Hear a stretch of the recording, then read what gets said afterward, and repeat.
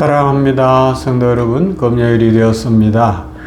하나님께서 우리들의 삶을 기뻐하시고 이끌어 주시고 복 주시는 줄로 믿습니다.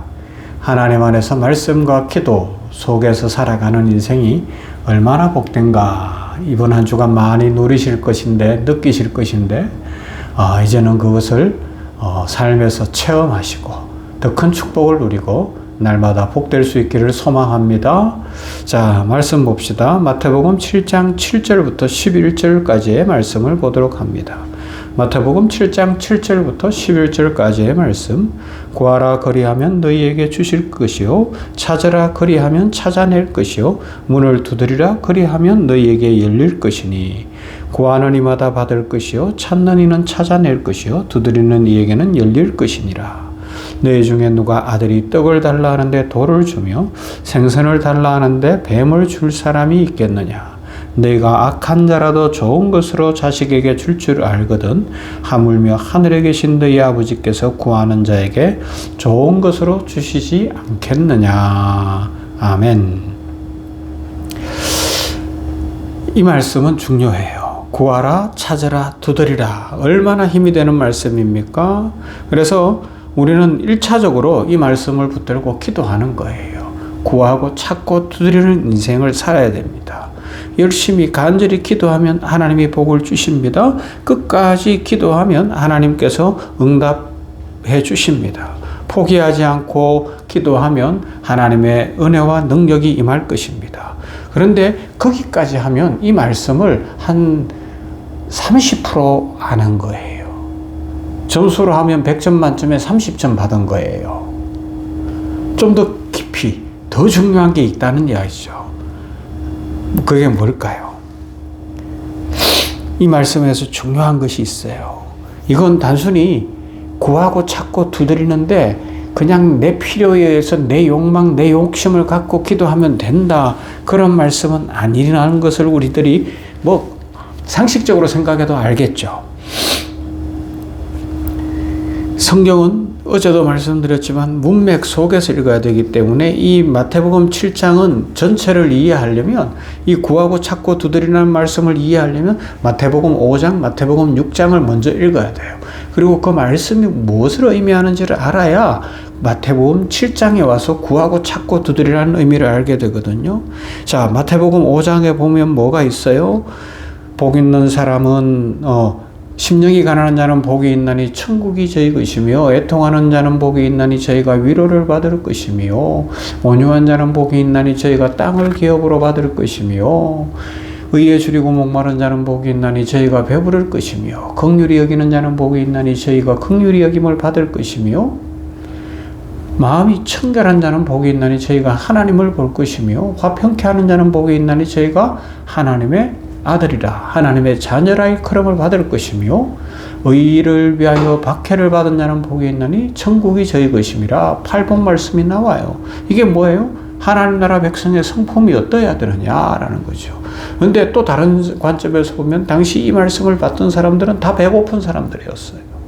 너무너무 힘든 사람들이었어요. 로마의 압제 속에 있었고 권력자들의 압제 속에 있었기 때문에 그냥 눈물을 흘릴 일, 애통할 일이 많았어요. 숱한 고통 속에 있었어요. 그런데 또 뭐라 그래요? 오른뺨을 때리거든 왼뺨도 돌려대라 그러고 오리를 가자 그러면 십리를 가라 그러고 겉옷을 달라면 속옷까지 주라 그러고 원수 갚지 말라고 하고 용서하라 그러고 먼저 그의 나라와 의를 구하라고 예수님이 그렇게 가르쳐 주시거든요.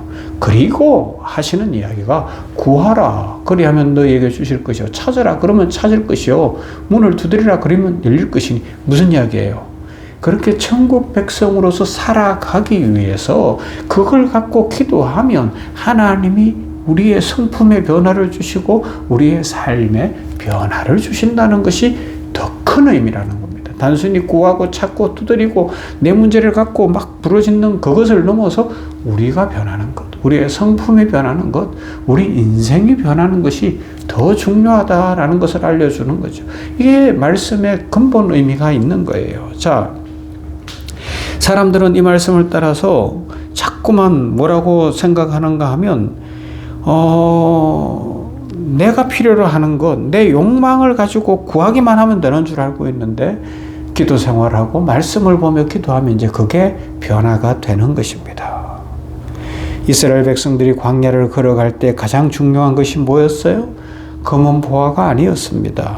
그러면요, 하나님의 인도하심이었어요. 만나였어요. 구름 기둥, 불 기둥이었습니다. 하나님의 백성에게 가장 중요한 것은 세상의 성공이 아니라 하나님의 동행입니다. 오늘도 마찬가지입니다. 우리가 가장 먼저 구해야 될 것은 하나님 자신이죠. 이 험한 세상 속에서 하나님 깊이 만나고 하나님의 인도하심을 받고 하나님의 축복을 누리면 우리의 삶은 복되게 되어 있습니다. 그래서 이 말씀 속에 보면 11절에 너희가 악한 자라도 좋은 것으로 자식에게 줄 줄 알거든 하물며 하늘에 계신 너희 아버지께서 구하는 자에게 좋은 것으로 주시지 않겠느냐, 이렇게 말씀하고 있는데 같은 내용을 기록하고 있는 누가복음에서는 조금 달라요. 이렇게 되어 있어요. 하물며 너희 하늘 아버지께서 구하는 자에게 성령을 주시지 않겠느냐. 좋은 것이라 그랬고 성령이라고 표현하고 있어요. 예수님은 우리가 원하는 모든 것을 다 주시겠다 약속하신 것이 아니죠. 그러면요, 우리가 하나님의 뜻을 따라 살아갈 수 있도록 성령을 부어주시겠다고 약속하신 것입니다. 왜 우리 인생에 성령이 필요해요? 산상수훈의 삶은 인간의 힘으로는 불가능하기 때문에 그렇습니다. 앞에서 언급한 것처럼 그 마태복음 5장, 6장 계속 나오는 그 말씀을 잘 지키기 위해서 원수를 사랑하는 것이 쉽습니까? 오랜밤을 치면 왼밤 돌려대는 것이 쉽겠습니까? 마음이 청결해지는 것이, 애통하지 않는 것이 쉽겠냐고요. 원수가 다 뺏어가는데, 로마가 다 뺏어가는데 어떻게 화가 안 나겠냐고요. 우리 힘으로는 할 수가 없죠. 그래서 성령이 필요합니다. 그래서 성령 충만을 구하는 거예요. 구하라, 찾으라, 두드리라. 그런데 하나님이 우리의 성품에 변화가 일어나는데 또 채우시는 거예요. 먹을 것을 주시고 만나를 주시는 것처럼, 광야에서 반석에서 물이 나게 하시는 것처럼 음료를 주시는 것이고 물을 주시는 것이고 인생에 채워 가시다는 겁니다. 아무것도 없는 것 같았는데 하나님을 만났더니 채워지더라. 할렐루야. 오늘날 많은 기도가 성공을 목표로 하고 있는 것 같아요. 특별히 무슨 특별 이렇게 들어가면 좀 그럴 수 있는데 높아지는 것을 목표로 합니다. 더 많이 가지는 것을 목표로 하죠. 그러나 성경이 말하는 기도의 목표는 달라요. 예수님을 닮아가는 것이죠. 하나님의 사랑으로 변화되는 것입니다. 성령의 열매를 맺는 것입니다. 기도 응답의 가장 큰 응답은 환경의 변화, 그것 이전에 내가 변화되는 것입니다. 문제가 해결되는 것보다 더 큰 응답은 내가 하나님을 더 사랑하게 되는 것이죠. 성숙한 성도는 응답보다 하나님을 구합니다. 선물보다 선물을 주시는 아버지 하나님을 더 사랑하는 것이죠. 축복보다도 축복의 근원이신 하나님을 더 사모하는 것입니다. 히브리서 11장 믿음장입니다. 그런데 그들의 삶을 한번 보세요. 성공한 사람의 이야기가 아니라 믿음으로 승리한 사람들의 이야기입니다. 이 땅에서 성공했다가 아니잖아요. 그러면요, 하나님의 은혜 가운데 세상에서 마귀에게 치지 않고 이방 세력에게 치지 않고 권력자들에게 치지 않고 세상 욕심과 탐욕 속에 함몰당하지 않고 믿음으로 살아냈다는 것입니다. 그들의 믿음은 세상의 성공을 위한 믿음이 아니었어요. 약속의 주님을 바라보는 믿음이었습니다. 그래서 믿음은 내가 원하는 것을 얻는 능력이기 전에 하나님이 원하시는 그 길을 끝까지 걸어가는 능력이고, 하나님이 지어주신 사명의 짐을 잘 감당하는 것이고, 하나님의 은혜와 복을 누리는 겁니다. 기도가 그거예요. 기도는 하나님의 마음으로 움직여 내 어떤 소원 성취하는 수단이기 전에 하나님이 우리를 변화시키는 축복의 통로입니다. 그래서 어떻게 해요?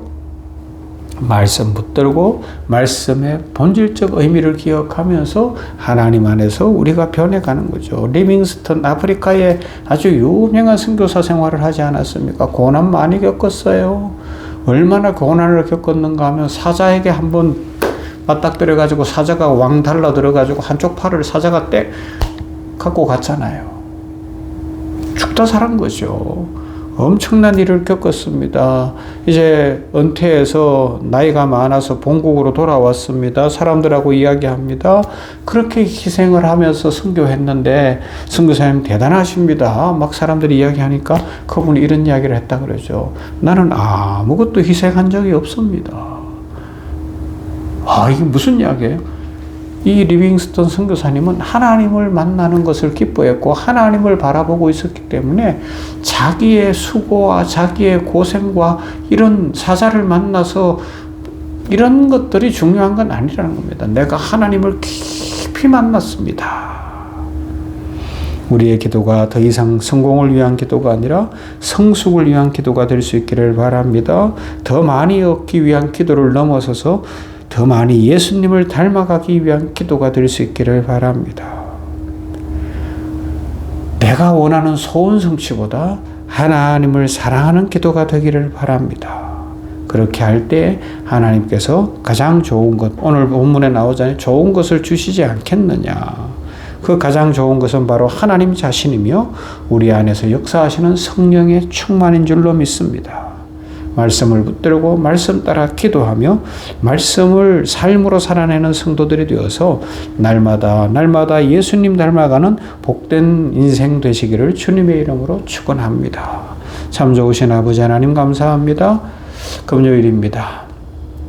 오늘 이 아침에도 구하라 찾으라 두드리라는 주의 말씀을 깊이 묵상해 봅니다. 그렇습니다. 1차적으로는 우리가 연약한 인생이기에 하나님 앞에 기도하여 구하고 찾고 두드리는 인생 되게 하셨으니 더 많이 기도하고 더 간절히 기도하고 더 열심히 기도하는 인생 살게 하시되, 그러나 근본적 의미가 무엇인지를 알고 하나님의 백성으로 살기 위하여 우리의 성품의 변화가 일어나기 위하여 우리 인생의 진정 하나님이 전부가 되기 위하여 더 기도하고 더 구하고 찾고 두드리는 인생이 되게 하여 주시옵소서. 아버지 하나님이 오는 주일에 복을 주실 하나님을 찬양합니다. 특별히 중국 저 위구르족 지역에서 사역하시는 선교사님이 오시게 될 것인데 하나님 복을 내려 주시옵시고 그 부부 목사님에게 기름 부어 주시고 아버지 하나님이여 은혜의 시간 축복의 시간이 되도록 우리 병원교회를 기억하여 주시고 우리 병원교회 하나님의 임재와 영광이 가득한 부흥의 날이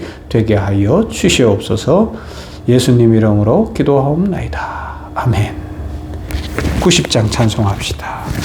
주 예수 내가 알기 전.